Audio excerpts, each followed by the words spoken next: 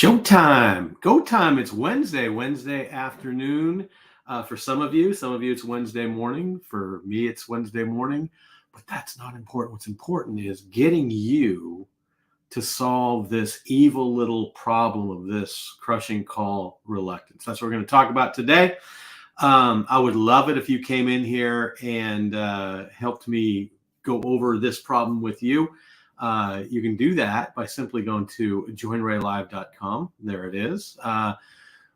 We'd love to have you in here. You'll come on in, come in the backstage, and then I'll talk and bring you up here and ask away any questions you like. Also, put it in comments. We can answer that. This is the Wednesday workshop for speakers and entrepreneurs. This is a problem for all of us. And so what we kind of have to realize is this problem, you're going to face it. And it's what you do with that really makes you or breaks you. And I had the privilege to be at the same event with Mr. Brian Tracy. And one of the things he mentions is what kind of miracles are you going to create today? What miracle can we pull off today? And we all do that. And that's one of the things that if I'm facing a little bit of call reluctance, I realize that I can't create a miracle just sitting by myself on this couch right here. I have to involve others in here.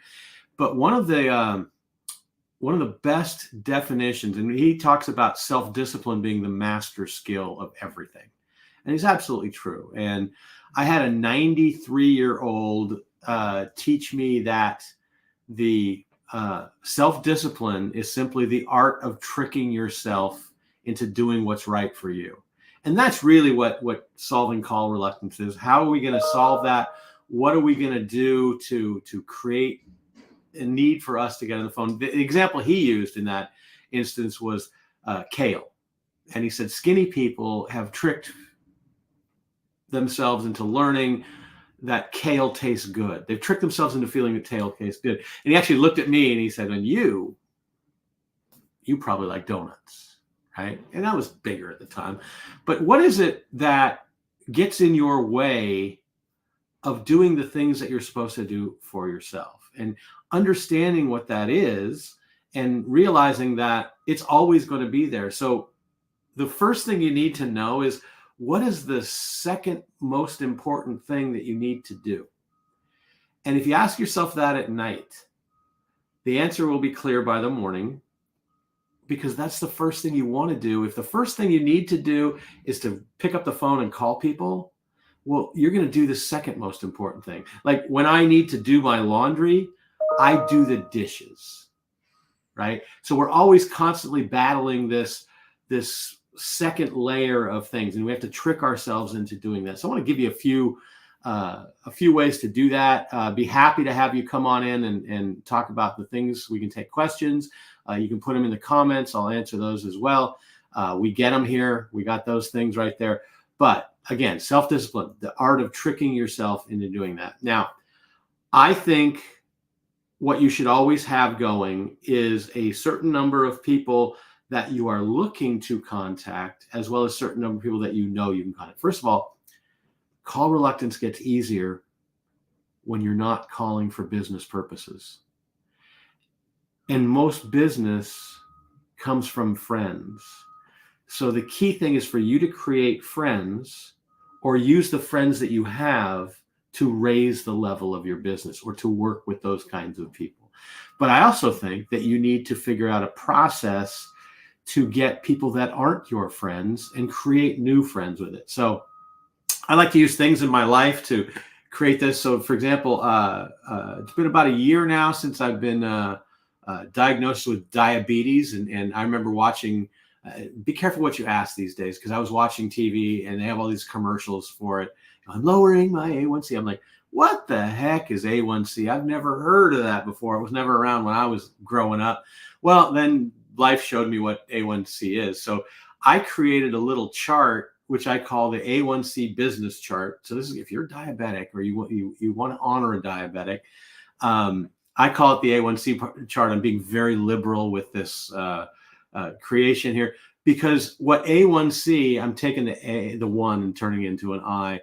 There's really three things you need when you're contacting a business is figure out who's the advocate in the business, who do you get your information from, and who has the checkbook. So if you put 15 squares on a board, you put A, I, C, so advocate, information, check, and you had 5 different companies, and you check that off. You did like a bingo. I call this the A1C bingo. And you put that in there and you go reach out and go, okay, so I have to fill these out. And you're looking to fill those squares out. That's going to make you pick up the call, pick up and do the research, so then you can pick up the call. Because once you know who you're talking to, it's not hard to talk to them. Talking to friends is fantastic. And that's one of the things I think you need to kind of level up, use different games. Who Wants to Be a Millionaire? Here's 2 things that'll help you stop your call reluctance. Phone a friend. Now, from a business standpoint, your friends are probably your best sources of income, but also they're the happiest moments you have on the phone. And one of the best ways that you can solve this, oh my God, I hope people like me. Pick up the phone and call somebody you really, really like to talk to. Talk for as long as you like, have a great time, laugh, smile. And then as soon as you hang up, pick up the phone and call somebody on the list of people for business you need to call. You'll be amazed at the mood you're in, the way your mouth moves, what goes on with that. The other thing is ask the audience. I would put something out. You can use LinkedIn and put something out and say, hey, sales professionals, I'm about to call this person. I'm really kind of reluctant to see. What would you say if you called these people? And they will give you an answer. And what you really need to do, practice. Practice takes away a lot of this fear and this reluctance. We're all going to go through this. We all have self-doubt. We all have imposter syndrome, whatever the heck you want to call it. But you have to realize that if you're an entrepreneur, what you do is so amazing and so cool that it can change lives. And so you have to believe that when you talk to somebody about what you do, they're going to really be interested in what you do. And it could be life-changing for them. It could be monumentally transformational for those people. So in conversation, I want you to think about some of the great things about what you do and how you perform that.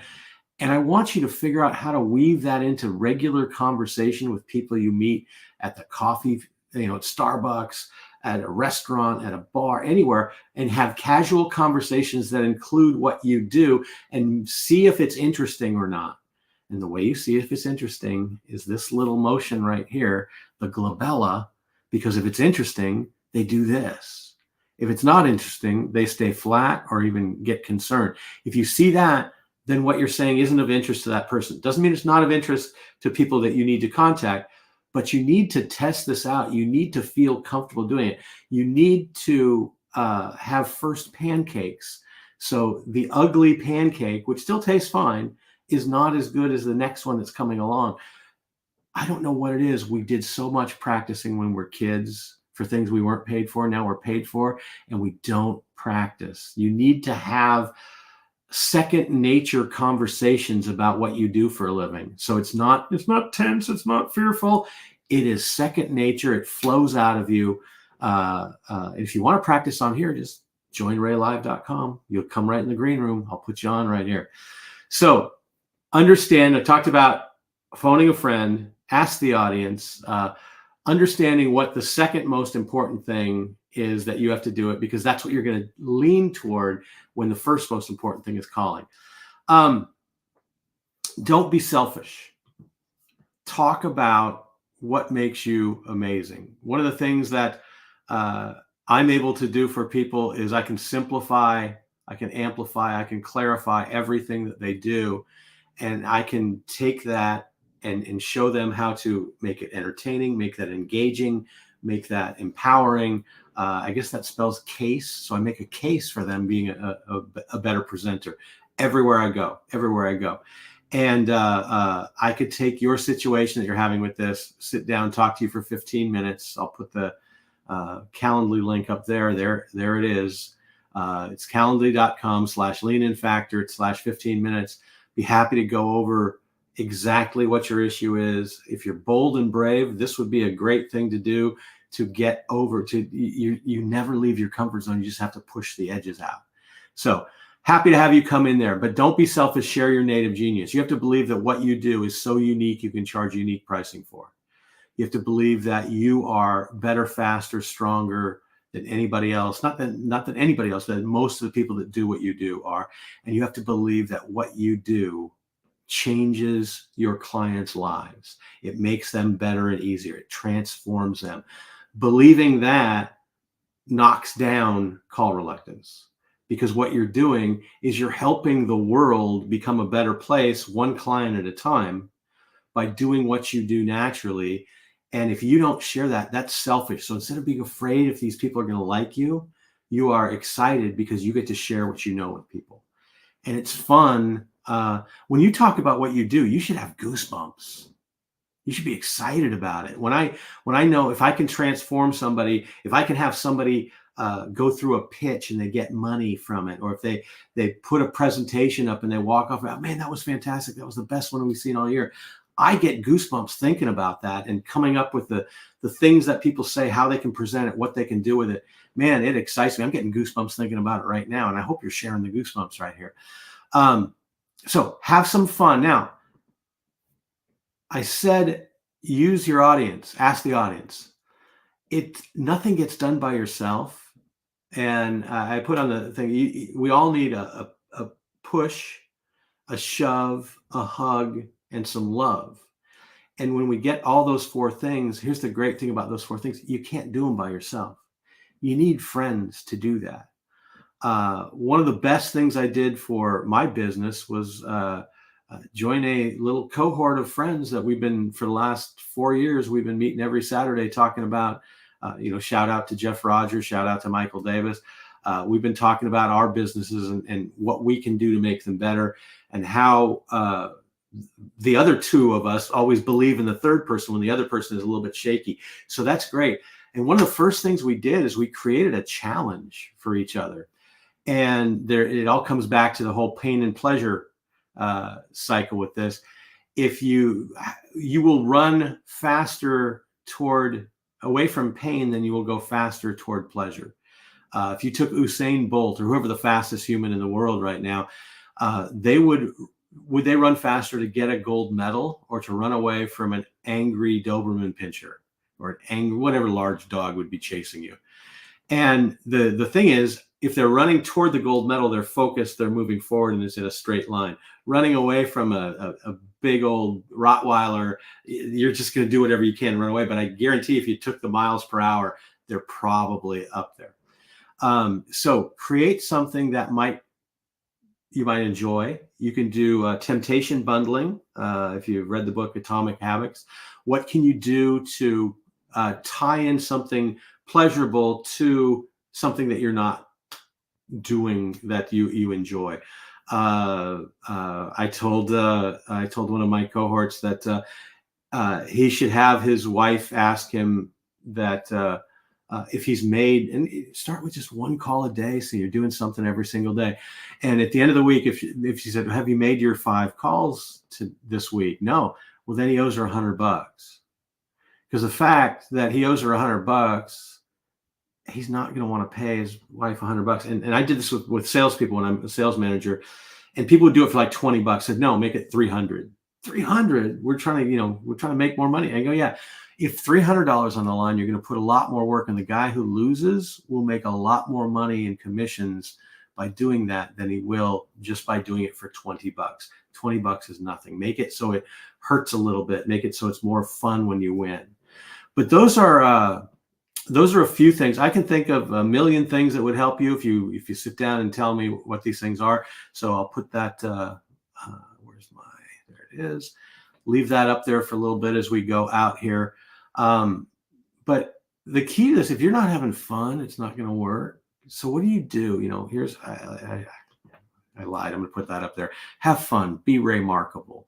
Make your business your joy. And realize that you are changing people's lives by taking what they do and making it better. They're easier, faster. They get to spend more time with their kids. They're making more money. They can live in better areas. They can do all kinds of things. So If you saw this in the recording and you have questions, put them in there. I will get it from the chat, and I'll reach out and answer to you. Anything is possible. Again, if you want to come in and talk to me, there it is, calendly.com/leaninfactor/15 minutes. Let's do this thing. Oh my gosh, I get so excited doing things. I have to decompress for like 45 minutes for my next talk. So I always leave it blank after that. People come in here, I just keep going. That's scary because that's way too long. All righty. Thanks, everybody. Have a great one. Pick up the phone. You're changing lives. Play a game. Figure out how to level up. Make sure you're tying something fun to that. And do not treat it like a business call. Treat it like talking to a friend. Don't say, good morning, how are you today? Talk as if you already know them. That's a whole nother topic that I cover all the time, but not going to get into it here. That's enough for today. Have a great one. We will see you next week. If you'd like to be a guest and come on and talk about your business on here, happy to do it. Reach out to me. We'll put you on here next week or in coming weeks, whatever our schedules work out with. Thank you. Bye.